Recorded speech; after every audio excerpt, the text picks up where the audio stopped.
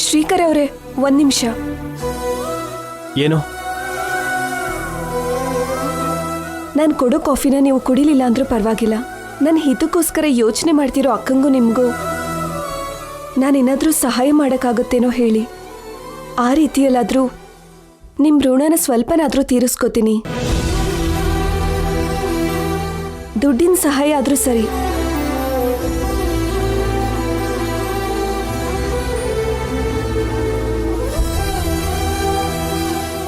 ನಿಮ್ಮ ಹತ್ರ ಇಲ್ಲ ಅಂತ ಅಲ್ಲ, ಆದರೆ ಜಾಯಿಂಟ್ ಫ್ಯಾಮಿಲಿ ಅಲ್ವಾ, ಸರಿಯಾದ ಸಮಯಕ್ಕೆ ಅನ್ಕೊಂಡ ಟೈಮ್ಗೆ ಅನ್ಕೊಂಡಿರೋ ಅಮೌಂಟ್ ಅರೇಂಜ್ ಆಗದಿರೋದು ಅಂತ ಸಿಚುವೇಶನ್ಸ್ ಪೇರೆಂಟ್ಸ್ನ ಕೇಳೋಕ್ಕಾಗದೇ ಇರೋ ಕಷ್ಟ ಇರುತ್ತೆ ಅಲ್ವಾ, ಅದಕ್ಕೆ ಹಾಗಂದೆ. Please don't mind.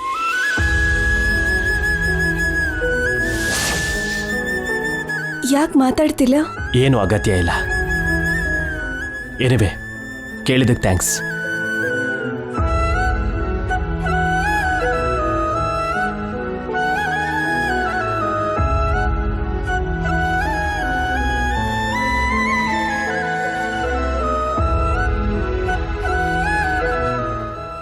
ಶ್ರೀಕರ್ ಅವರೇ, ನನ್ನ ಹತ್ರ ಸಂಕೋಚ ಪಡಬೇಡಿ.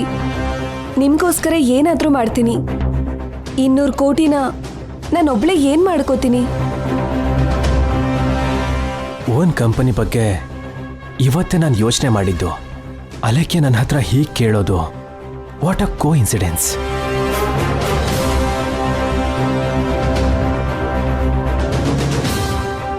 ಅಲಿಕ್ಕೆ ಶ್ರೀಕತೆ ಮುಗಿದೋಯ್ತು ಅಂತ ಅನ್ಕೊಂಡ್ರೆ ಇಬ್ರು ಮಧ್ಯೆ ಹೊಸ ಕತೆ ಚಿಗುರ್ತಿದೆ ಅಂತ ಅನಿಸ್ತಿದೆ. ತನ್ನ ಹತ್ರ ಇರೋ ದುಡ್ಡನ್ನ ಅಗತ್ಯ ಇದ್ರೆ ಕೇಳಿ ಅಂತ ಇಂಡೈರೆಕ್ಟಾಗಿ ಹಿಂಟ್ ಕೊಟ್ಟಿದ್ದಾಳೆ. ಅಂದ್ರೆ ಏನೋ ನಡೆಯುತ್ತೆ ಅಂತ ಅನ್ನಿಸ್ತಿದೆ.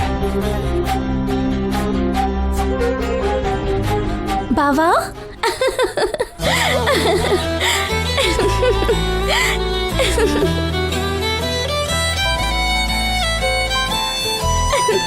ಬಾವಾ,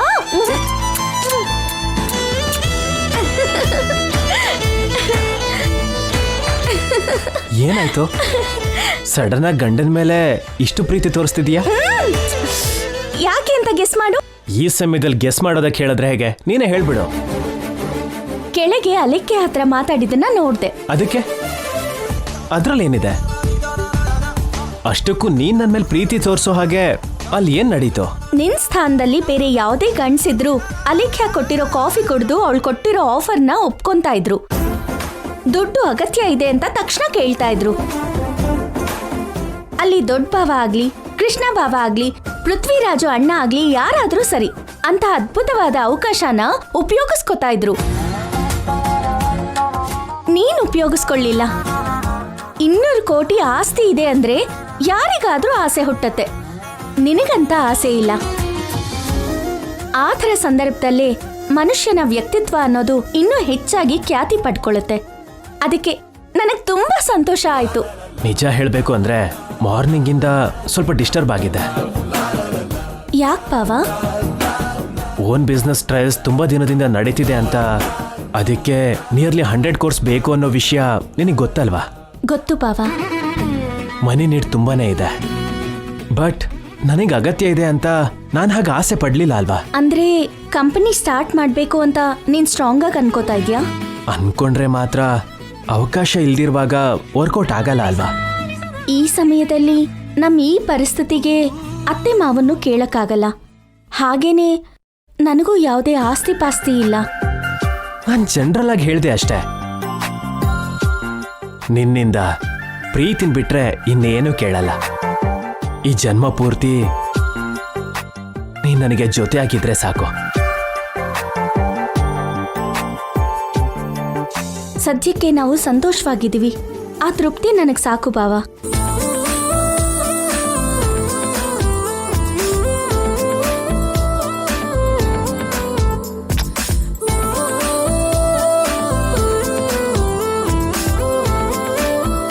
ನನಗೆ ಸ್ವಲ್ಪ ಹೆಡ್ಡೇಕ್ ಇದೆ. ಕಾಫಿ ಮಾಡ್ಕೊ ಬರ್ತೀಯಾ? ನಾನು ತಗೊಂಡ್ ಬರ್ತೀನಿ. ನೀನ್ ಫ್ರೆಶ್ ಆಗು. ಸರಿ.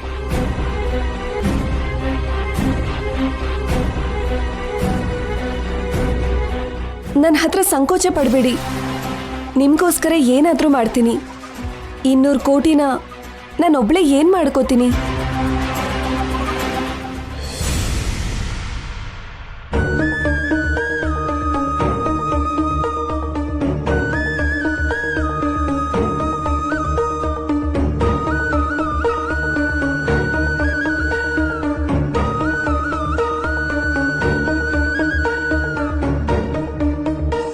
ನನ್ನ ಮೊಮ್ಮಗಳಾದ ಅಲೇಖ್ಯಗೆ ಮದುವೆ ಆದ ನಂತರ ಈ ಆಸ್ತಿ ಅವಳಿಗೆ ಮಾತ್ರನೇ ಸೇರುತ್ತೆ ಅಂತ ತಿಳಿಸ್ತಾ ಇದ್ದೀನಿ.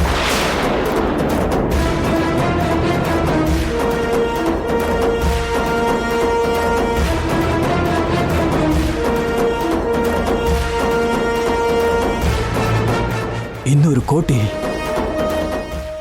ಕೋಟಿ ಕೋಟಿಗೆ 100 ಲಕ್ಷ ಅಂಥದ್ರಲ್ಲಿ 200 ಕೋಟಿ ಅಂತಂದ್ರೆ ಅಯ್ಯೋ ದೇವ್ರೇ.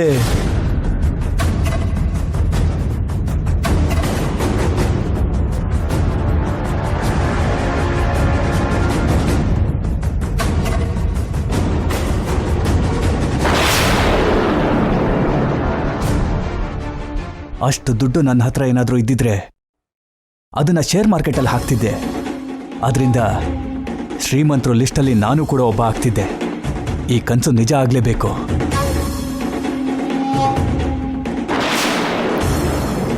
ಲಾವಣ್ಯ, ಇವಾಗ ನಾನು ಹೀಗೆ ಹೇಳೋದು ಸರಿನೋ ತಪ್ಪೋ ಗೊತ್ತಿಲ್ಲ. ಆದರೆ ನಾನು ನಿನ್ನನ್ನು ಮದುವೆ ಮಾಡ್ಕೊಂಡ್ಮೇಲೆ ನನಗೆ ಯಾವುದೇ ರೀತಿಯಲ್ಲೂ ಲಾಭ ಆಗಲಿಲ್ಲ. ದುಡ್ಡಿನ ವಿಚಾರದಲ್ಲಾಗಲಿ ಮಗು ವಿಷಯದಲ್ಲಾಗಲಿ ಐ ಆಮ್ ನಾಟ್ ಸ್ಯಾಟಿಸ್ಫೈಡ್. ಸೊಸೆಯಾಗಿ ಕಾಲಿಟ್ರೆ ಕುಟುಂಬಕ್ಕಾದರೂ ಒಳ್ಳೇದಾಗಬೇಕು, ಇಲ್ಲ ಗಂಡನಿಗಾದರೂ ಒಳ್ಳೇದಾಗಬೇಕು. ನಿನ್ನಿಂದ ಎರಡೂ ಆಗಲಿಲ್ಲ. ನಾನು ಸ್ವಲ್ಪ ಅವಸರ ಪಡೆದೆ ನಿನ್ನ ಪ್ರೀತಿಸಿ ಮದುವೆ ಮಾಡ್ಕೊಳ್ದೇನೆ ಅಪ್ಪ ಅಮ್ಮನ ಕೋರಿಕೆ ಪ್ರಕಾರನೇ ಜಾತಕ ಹೊಂದಾಣಿಕೆ ಆಗೋ ಹುಡುಗಿನ ಮದುವೆ ಆಗಿದ್ದಿದ್ರೆ ನನ್ನ ಹಣೆ ಬರಹ ಬದಲಾಗ್ತಿತ್ತೇನೋ, ನಾನು ಅದೃಷ್ಟವಂತ ಆಗ್ತಿದ್ನೇನೋ. ಇನ್ನೂ ನಿನ್ನ ನಂಬ್ಕೊಂಡಿದ್ರೆ ನನಗೆ ಯಾವುದೇ ರೀತಿ ಲಾಭ ಆಗಲ್ಲ. ಅದಕ್ಕೆ ಅಲೇಖ್ಯ ಮೇಲೆ ಫೋಕಸ್ ಮಾಡಬೇಕು. ಅಲೇಖ್ಯಂಗೆ ಬಲೆ ಬೀಸಿ ನನ್ನ ದಾರಿಗೆ ಎಳ್ಕೋಬೇಕು. ಧನಲಕ್ಷ್ಮಿ ಅನ್ನೋ ಮರದ ಹತ್ರ ಹೋಗಿ ಮರನ ಅಲ್ಲಾಡ್ಸಿದ್ರೆ ದುಡ್ಡು ಬೀಳುತ್ತೆ. ಆದರೆ ಮರುಭೂಮಿಲಿರೋ ಒಣಗಿರೋ ಮರದ ಹತ್ರ ಹೋಗಿ ಅಲ್ಲಾಡ್ಸಿದ್ರೆ ಏನು ಬೀಳುತ್ತೆ? ಒಣಗೋಗಿರೋಂಥ ಎಲೆನ ಬಿಟ್ರೆ.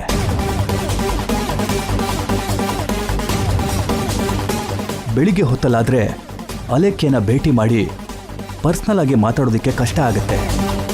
ಎಲ್ರಿಗೂ ಅನುಮಾನ ಬರುತ್ತೆ. ಈ ಸಮಯದಲ್ಲಾದರೆ ಯಾರೂ ನೋಡಲ್ಲ, ಏಕಾಂತವಾಗಿ ಮಾತಾಡ್ಬೋದು. ತಕ್ಷಣ ಅಲೇಖ್ಯನ ಭೇಟಿ ಮಾಡಬೇಕು.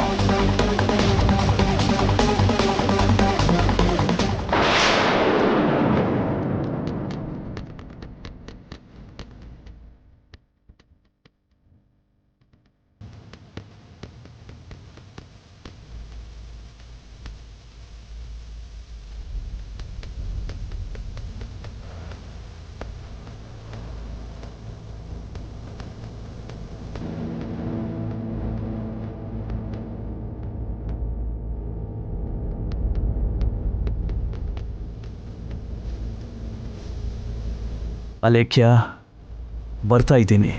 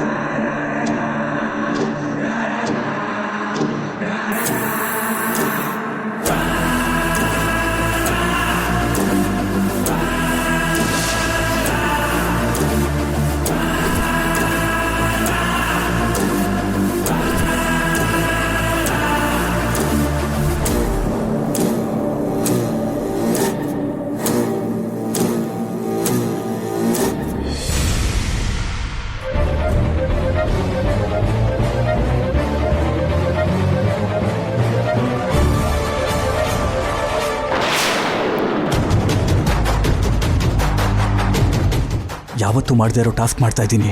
ನಾನು ಸಿಕ್ಕಾಕೊಳ್ಳಲ್ಲ ಅಲ್ವಾ? ದೊಡ್ಡ ಸೊಸೆ ನಾನು, ನನಗೆ ಮಾತ್ರ ಯಾವ ಗೌರವನೂ ಇಲ್ಲ.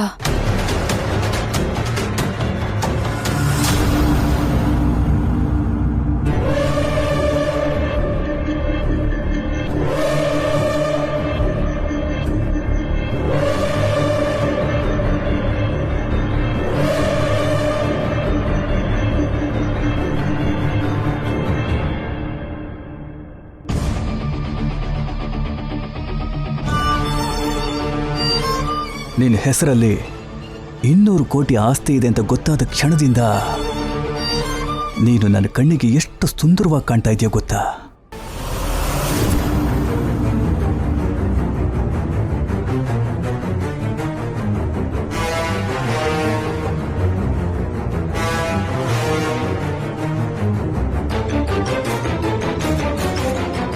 ಅಲೇಖ್ಯಾ, ಅಲೇಖ್ಯಾ,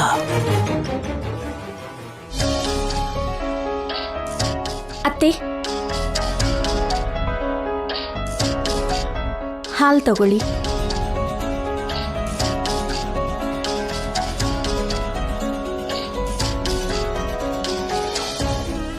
ಇನ್ನೇನಾದರೂ ಬೇಕಿತ್ತ ಅತ್ತೆ? ಏನು ಬೇಡಮ್ಮ. ಎಲ್ಲರೂ ಏನ್ ಮಾಡ್ತಿದ್ದಾರೆ? ಕೆಲವರು ನಿದ್ದೆ ಮಾಡ್ತಿದ್ದಾರೆ, ಕೆಲವರು ಎಚ್ಚರ ಇರೋ ಹಾಗಿದ್ದಾರೆ. ಅಲೇಖ್ಯಾಗೆ ಸಂಬಂಧ ನೋಡೋ ಪ್ರಯತ್ನ ಎಲ್ಲಿವರೆಗೂ ಬಂತಮ್ಮ? ಗೊತ್ತಿರೋರ್ಗೆಲ್ಲ ಹೇಳ್ತಾನೆ ಇದ್ದೀನಿ ಅತ್ತೆ. ಎಷ್ಟು ಬೇಗ ಸಂಬಂಧ ಸೆಟ್ ಆದ್ರೆ ಅಷ್ಟು ಒಳ್ಳೇದಮ್ಮ. ಬೇಗ ಸೆಟ್ ಆಗ್ಬೇಕು ಅನ್ನೋ ಆಸೆ ನಮಗಿದೆ, ಆದ್ರೆ ಅವಳ ಹಣೆಯಲ್ಲಿ ಏನ್ ಬರ್ತಿದ್ಯೋ? ಅವಳ ಹಣೆ ಬರಹ ನಮ್ಮನೆ ಹಣೆ ಬರಹನ ಬದಲಾಯಿಸಬಾರ್ದು. ಏನ್ ಹೇಳ್ತಾ ಇದ್ದೀರಾ ಅತ್ತೆ?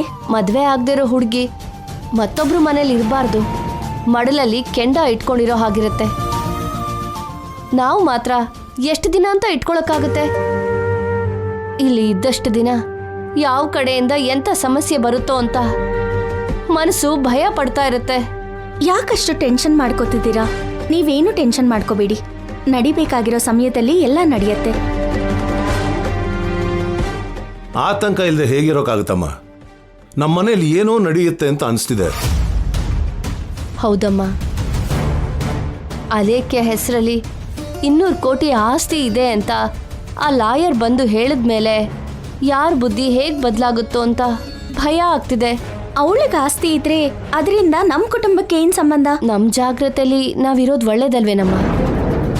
ಹಣ ಆಸ್ತಿ ಅನ್ನೋದು ಎಲ್ಲಿ ಹೆಚ್ಚಾಗಿರುತ್ತೋ ಅಲ್ಲಿ ಜನ ಹೆಚ್ಚಾಗಿ ಸೇರ್ತಾರಮ್ಮ. ದುಡ್ಡು ಅನ್ನೋದು ಯಾರನ್ನ ಒಂದು ಮಾಡುತ್ತೋ, ಯಾರನ್ನ ಬೇರೆ ಮಾಡುತ್ತೋ ನಮ್ಮ ಅನುಭವದಲ್ಲಿ ತುಂಬಾ ಘಟನೆಗಳು ನೋಡಿದೀವಮ್ಮ. ಅದಕ್ಕೆ ನಮಗೆ ಭಯನಮ್ಮ. ನಮ್ಮ ಮನೇಲಿ ಇನ್ನೊಬ್ರು ಆಸ್ತಿಗೋಸ್ಕರ ಆಸೆ ಪಡೋರು ಯಾರಿದ್ದಾರೆ ಮಾವ? ನಮ್ಮ ಮನೆಯವ್ರ ಬಗ್ಗೆ ಗೊತ್ತಿಲ್ದಿರೋ ಹಾಗೆ ಮಾತಾಡ್ತಿದ್ಯಲ್ಲಮ್ಮ. ಲಾಯರ್ ಬರೋಕ್ ಮುಂಚೆ ಅಲೇಖ್ಯ ವಿಷಯದಲ್ಲಿ ಹೇಗಿದ್ರು, ಲಾಯರ್ ಬಂದು ಹೋದ್ಮೇಲೆ ಮಾತನ್ನ ಹೇಗೆ ಬದಲಾಯಿಸಿದ್ರು ಅಂತ ನೀನೇ ನೋಡ್ದೆ ಅಲ್ವೇನಮ್ಮ? ನಮ್ಮ ಮನೆ ಮೇಲೆ ಏನೇ ಆರೋಪ ಬಂದರೂ ನಾವು ಅಳ್ಸಾಕ್ಬೋದಮ್ಮ. ಒಂದು ಹೆಣ್ಮಗು ವಿಷಯದಲ್ಲಿ ಏನಾದರೂ ತಪ್ಪು ನಡೀತು ಅಂದರೆ ಅಷ್ಟು ಸಲೀಸಾಗಿ ಅಳ್ಸೋಕ್ಕಾಗಲ್ಲಮ್ಮ. ಎಷ್ಟೇ ಅಳಿಸಿದ್ರು ಅದು ಅಳಿಸೋಗಲ್ಲ. ಕಾಲ್ ಜಾರಿದ್ರೆ ಹಿಂದೆ ತಗೋಬಹುದು, ಆದರೆ ಮಾತಾಡಿದ್ರೆ ವಾಪಸ್ ತಗೊಳೋದಕ್ಕೆ ಆಗಲ್ಲ ಅನ್ನೋ ಹಾಗೆ ಬೇರೆ ಹೆಣ್ಣಿನ ವಿಷಯದಲ್ಲಿ ನಮ್ಮನೇಲಿ ಏನಾದರೂ ನಡೀತು ಅಂದರೆ ಮಾತ್ರ ಜನ ನಮ್ಮನ್ನು ಕೀಳಾಗಿ ನೋಡ್ತಾರಮ್ಮ. ಅದಕ್ಕೆ ದೀಪ ಇರಬೇಕಾದ್ರೆ ಮನೇನ ಸ್ವಚ್ಛ ಮಾಡ್ಕೋಬೇಕು ಅನ್ನೋ ಹಾಗೆ ಪರಿಸ್ಥಿತಿಗಳು ನಮ್ಮ ಕೈಯಲ್ಲಿ ಇರಬೇಕಾದ್ರೇ ಸದ್ವಿನಿಯೋಗ ಮಾಡ್ಕೋಬೇಕಮ್ಮ. ಕಾಲ ಬದಲಾಗ್ತಿದ್ದ ಹಾಗೆ ಮಕ್ಕಳ ಮನಸ್ಥಿತಿ ಕೂಡ ಬದಲಾಗ್ತಿದೆ. ಅದಕ್ಕೆ ನಮಗೆ ಭಯ. ನೀವು ಹೇಳಿದ ಮಾತುಗಳನ್ನ ದೃಷ್ಟಿಲಿಟ್ಕೋತೀನಿ, ನೀವೇನೂ ಭಯ ಪಡಬೇಡಿ. ಎಲ್ಲ ರೀತಿಲೂ ಸರಿ ಹೊಂದೋ ಸಂಬಂಧನ ಬೇಗ ಹುಡುಕಿ ಅಲೇಖ್ಯ ಮದ್ವೆನ ಮಾಡ್ತೀನಿ.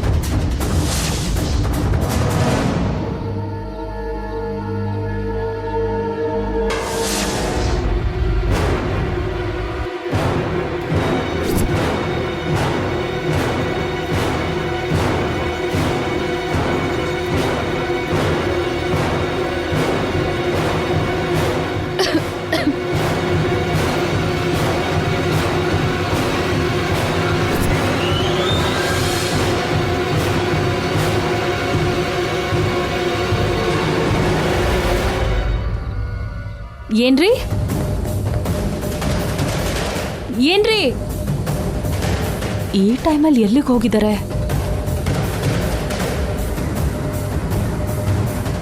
ಏನ್ರಿ ಏನ್ರಿ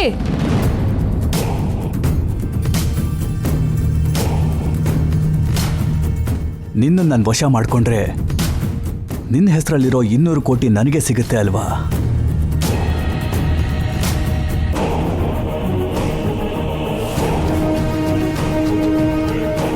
ಏನ್ರಿ ಏನು ಅಂದ್ರೆ? ಅಲೆಕ್ಕಿಯನ್ನ ಈಗ ನಿದ್ದೆಯಿಂದ ಎದ್ದೇಳಿಸಿದ್ರೆ ಹೇಗೆ ರಿಯಾಕ್ಟ್ ಆಗ್ತಾಳೋ ಏನೋ. ನಾಳೆ ಯಾರೂ ಇಲ್ಲದೆ ಇರೋ ಸಮಯದಲ್ಲಿ ಏಕಾಂತವಾಗಿರ್ಬೇಕಾದ್ರೆ ಮಾತಾಡಿದ್ರೆ ಒಳ್ಳೇದು ಅಂತನ್ಸುತ್ತೆ.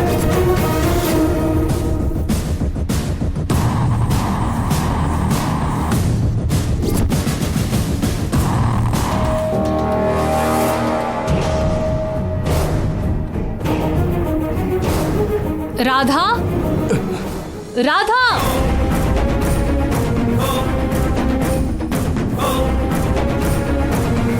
ಅಯ್ಯೋ, ಲಾವಣ್ಯ ಎದುರು ಹಾಗಿದ್ದಾಳೆ. ಅವಳು ನೋಡೋದಕ್ಕೂ ಮುಂಚೆನೆ ರೂಮಿಂದ ಹೊರಗಡೆ ಹೋಗೋದೇ ಒಳ್ಳೇದು.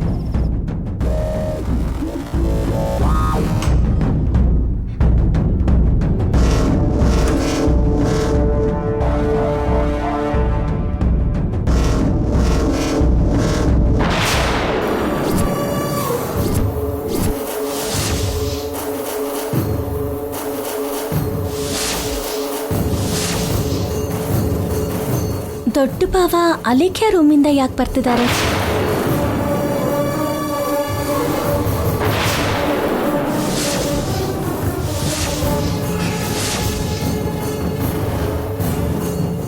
ನಮ್ ರೂಮಲ್ಲಿ ಇರ್ಬೇಕಾಗಿರೋರು ಈ ಸಮಯದಲ್ಲಿ ಅಲೇಖ್ಯ ರೂಮಿಂದ ಯಾಕೆ ಬರ್ತಿದ್ದೀರಾ?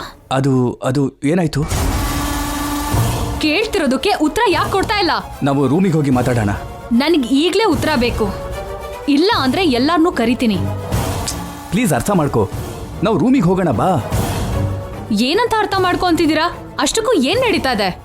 ನಿಮ್ಮನ್ನ ತುಂಬಾ ಒಳ್ಳೆಯವರು ಅನ್ಕೊಂಡಿದ್ದೆ. ನನ್ನ ಅನುಮಾನಿಸ್ತಾ ಇದೆಯಾ? ಆನ್ಸರ್ ಕೊಡ್ದೇನೆ ನನ್ನೇ ದಬಾಯಿಸ್ತಿದ್ದೀರಲ್ಲ. ಸರಿ, ಹೇಳ್ತೀನಿ ಕೇಳು. ಅಲೆಕ್ಕೆ ಹತ್ರ 200 ಕೋಟಿ ಬೆಲೆ ಬಾಳೋ ಪ್ರಾಪರ್ಟಿ ಇದೆಯಲ್ವಾ, ಅದನ್ನ ಶೇರ್ ಮಾರ್ಕೆಟಲ್ಲಿ ಇನ್ವೆಸ್ಟ್ ಮಾಡ್ತಾಳೋ ಏನು ಅಂತ ಕೇಳೋದಕ್ಕೆ ಹೋಗಿದ್ದೆ. ಆ ಅಲೆಕ್ಕೆ ನೋಡಿದ್ರೆ ನಿದ್ದೆ ಮಾಡ್ತಾ ಇದ್ಲು, ಅದಕ್ಕೆ ವಾಪಸ್ ಬಂದ್ಬಿಟ್ಟೆ. ಇದನ್ನ ನಾನು ನಂಬೇಕಾ? ನಂಬಲೇಬೇಕು. ಆ ವಿಷಯನ ಕೇಳ್ಬೇಕು ಅನ್ಕೊಂಡಿದ್ರೆ ಬೆಳಗ್ಗೆ ಆದ್ಮೇಲೆ ಕೇಳ್ಬೋದಿತ್ತು. ಇಲ್ಲ ಅಂದ್ರೆ ನನಗೆ ಹೇಳಿದ್ರೆ ನಾನೇ ಅಲೇಖ್ಯನ ಕೇಳ್ತಿದ್ದೆ. ಈ ಸಮಯದಲ್ಲಿ ಒಂಟಿಯಾಗಿರೋ ಹುಡುಗಿ ರೂಮ್ ಒಳಗೆ ಹೋಗ್ಬೇಕಾಗಿರೋ ಅಗತ್ಯ ಏನು? ಇನ್ವೆಸ್ಟ್ ಮಾಡೋದಕ್ಕೆ ದುಡ್ಡು ಹಾಕು ಅಂತ ಕೇಳೋದೇ ನನ್ನ ಅಗತ್ಯ, ಅದೇ ನನ್ನ ಉದ್ದೇಶ. ದಯವಿಟ್ಟು ಚಿಕ್ಕ ವಿಷಯನ ದೊಡ್ಡದು ಮಾಡಬೇಡ ಲಾವಣ್ಯ. ಎಲ್ಲರೂ ಎದ್ರೆ ಚೆನ್ನಾಗಿರಲ್ಲ, ನಮ್ಮ ಮರ್ಯಾದೆನೇ ಹೋಗುತ್ತೆ. ಇನ್ನು ಬಿಟ್ಬಿಡು. ಬಿಡ್ಬೇಡ ಅಕ್ಕ.